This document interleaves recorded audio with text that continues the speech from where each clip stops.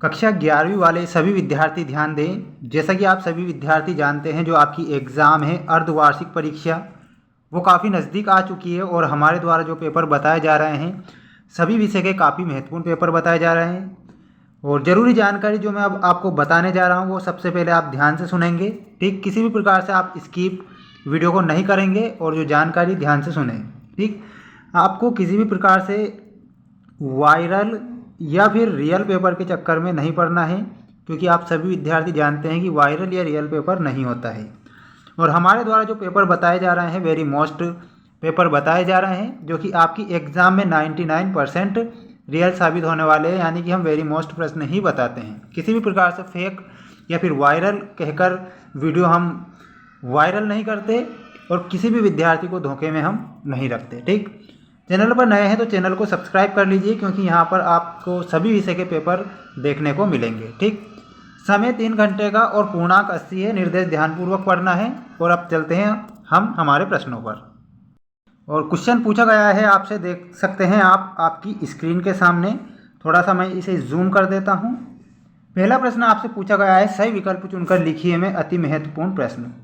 ये सांख्यिकी के जनक के रूप में माने जाते हैं। सांख्यिकी के जनक के रूप में कौन माना जाता है, आपसे क्वेश्चन में ऐसा पूछा गया है। ऑप्शन है बाउले, गोटफ्रायड, एकेनवाल, वाडिंगटन या फिर इनमें से कोई नहीं। तो इसमें आपको करेक्ट जो उत्तर बताना है सांख्यिकी के जनक, तो गोटफ्रायड, एकेनवाल करेक्ट उत्तर आपको बताना, यानी कि ऑप्शन नंबर बी आप करेक्ट बताएंगे। ठीक, वीडियो को लाइक कर दें और चैनल को भी सब्सक्राइब कर लेना। आंकड़ों के वर्गीकरण में पहला कदम है, जो आंकड़े हैं उनके वर्गीकरण में जो पहला कदम है वो क्या होगा?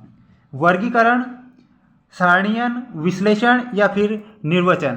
तो इसमें आप करेक्ट जो उत्तर बताएंगे वो बताना रहेगा सारणीयन आपको करेक्ट बताना है, जो कि आंकड़ों के वर्गीकरण में पहला कदम होगा।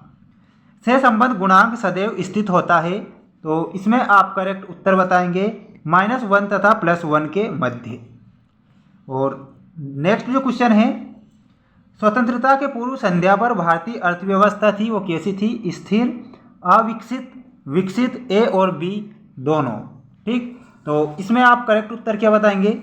इसमें आपको ए व बी, स्थिर और अविकसित करेक्ट बताना है, यानी कि ऑप्शन नंबर डी आप याद रखेंगे, किसी प्रकार से भूलना नहीं है। ठीक, और नेक्स्ट क्वेश्चन है, भारत में आर्थिक सुधार किस वर्ष शुरू किए गए थे, है ना? तो इसमें ऑप्शन दिए गए हैं 1990, 1991, 92 या फिर 93। तो इसमें आप करेक्ट उत्तर बताएंगे 1991 में भारत में आर्थिक सुधार शुरू किए गए थे। छोटे पैमाने के उद्योग, श्रम गहन, पूंजी गहन, बड़े उद्योगों के प्रतिस्थापन या फिर इनमें से कोई नहीं। तो आपको श्रम गहन करेक्ट उत्तर बताना है। और अब बढ़ते हैं हम जो रिक्त स्थानों की पूर्ति कीजिए वाले अति महत्वपूर्ण प्रश्न की ओर। आप देख सकते हैं जो कि आपकी स्क्रीन के सामने है, रिक्त स्थानों की पूर्ति। जल्दी से वीडियो को लाइक कर दे। भारत की खालिस्तान प्रतिशत जनसंख्या गाँव में निवास करती, कितने प्रतिशत जो जनसंख्या है वो कहाँ पर निवास करती है? गाँव में निवास करती है। तो इसमें आप करेक्ट उत्तर क्या बताएंगे? 44.3% जनसंख्या गाँव में निवास करती है। कृषि क्षेत्र में खालिस्तान बेरोजगारी पाई जाती है, तो इसमें आपको अदृश्य बताना है। ठीक, अदृश्य। ठीक, अदृश्य आप करेक्ट उत्तर बताएंगे। भौतिक पूंजी है, तो ये भौतिक पूंजी कैसी है? इसमें आपको गतिशील बताना है। क्या बताएंगे? गतिशील। इस प्रकार आपको गतिशील लिखना रहेगा। खालिस्तान का आशय किसानों को ऋण सुविधाएं उपलब्ध कराना है, तो कृषि वित्त के लिए क्या बताएंगे? फोर्थ में देखिए यहाँ पर लिख देता हूँ, कृषि वित्त। कृषि वित्त आप करेक्ट बताएंगे। चीन में ग्रेट लीप फॉरवर्ड अभियान सन में शुरू किया गया था, ये कब किया गया था? तो इसमें आप करेक्ट बताएंगे 1958 में शुरू किया गया था चीन में ग्रेट लीप फॉरवर्ड अभियान। नेक्स्ट है, खालिस्तान दिया गया है के क्षेत्र में पाकिस्तान की स्थिति भारत और चीन से बेहतर है, तो इसमें आप साफ सुविधाओं की उपलब्धता। ठीक, देखिए साफ सुविधाओं के जो उपलब्धता होती है ना, उपलब्धता, तो उसके क्षेत्र में क्या है? पाकिस्तान की स्थिति भारत और चीन से बेहतर है। और नेक्स्ट क्वेश्चन पूछा गया है आपकी स्क्रीन के सामने, जैसा कि आप देख सकते हैं। और क्वेश्चन पहला पूछा गया है, सही जोड़ी मिलाइए में पहला प्रश्न, समंकों का संकलन, इसमें आप मिलाएंगे प्राथमिक एवं द्वितीयक समंक से। निर्देशन त्रुटि में आप करेक्ट मिलाएंगे, यहाँ पर ऑप्शन नंबर डी आपको दिखाई दे रहा है, पक्षपात त्रुटि।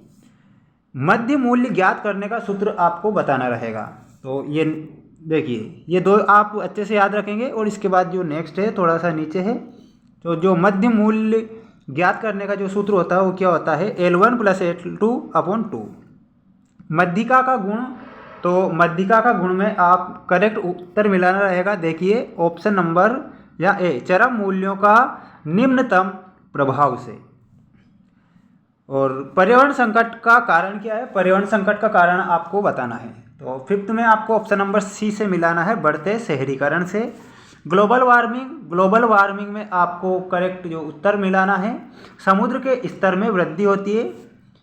समंकों के स्रोत में आप करेक्ट उत्तर बताएंगे, कितने होते हैं स्रोत, 2 स्रोत होते हैं। और अब हम बढ़ते हैं हमारे नेक्स्ट क्वेश्चन की ओर, जो कि आप देख सकते हैं आपकी स्क्रीन के सामने। एक शब्द में उत्तर दीजिए। किसी समंक श्रेणी के सबसे बड़े पद मूल्य एवं सबसे छोटे पद मूल्य के अंतर को क्या कहते हैं? तो इसमें आपको विस्तार बताना है। पहले में आपको विस्तार बताना रहेगा। एक श्रृंखला को 10 बराबर भागों में बांटने को क्या कहते हैं? तो दशमक, दशमक आप करेक्ट बताएंगे।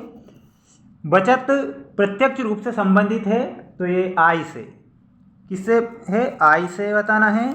और नेक्स्ट है, 2 या 2 से अधिक समूहों अथवा श्रृंखलाओं के बीच निश्चित संबंध क्या कहते हैं? तो सह संबंध आपको बताना है। सह संबंध, सह संबंध आप करेक्ट बताएंगे। मार्शल के अनुसार अर्थशास्त्र कैसा विज्ञान है? तो ये सामाजिक विज्ञान है, सामाजिक विज्ञान। एक वचन में सांख्यिकी से क्या आशय है? तो आप हमें करेक्ट उत्तर बताएंगे कमेंट बॉक्स में इसका। विद्युत ऊर्जा का कौन सा स्रोत है? तो परंपरागत स्रोत है। ठीक, परंपरागत स्रोत आप करेक्ट बताएंगे। और अब आ चुके हैं नेक्स्ट क्वेश्चन, सत्य असत्य लिखिए में पहला क्वेश्चन। 3 4 3 5 5 3 2 संख्याओं का बहुलक 5 होता है क्या? तो इसमें आप असत्य बताएंगे। से संबंध गुणांक सदैव धनात्मक होता है, तो इसमें भी असत्य बताना है। प्रारंभिक शिक्षा के अंतर्गत प्राथमिक तथा मध्य दोनों शिक्षाएं आती है, तो इसमें आप सत्य बताएंगे। निर्धनता उन्मूलन के लिए सरकार ने अनेक कार्यक्रम चलाए हैं, तो ये सत्य है। चीन की तुलना में भारत मानव विकास सूचकांक उच्च है, नहीं है। सांख्यिकी संबंध जो संख्यात्मक संबंध होते हैं क्या? तो ये आपको सत्य बताना है। ठीक, जो ये मैंने आपको जितने भी क्वेश्चन बताए हैं काफ़ी महत्वपूर्ण मैंने बता चुका हूँ, तो आप इन्हें अच्छे से याद करें और अपनी एग्ज़ाम में इन्हें ध्यानपूर्वक लिखें। आपकी एग्ज़ाम के लिए बेस्ट ऑफ लक। मिलते हैं नेक्स्ट वीडियो में। जय हिंद।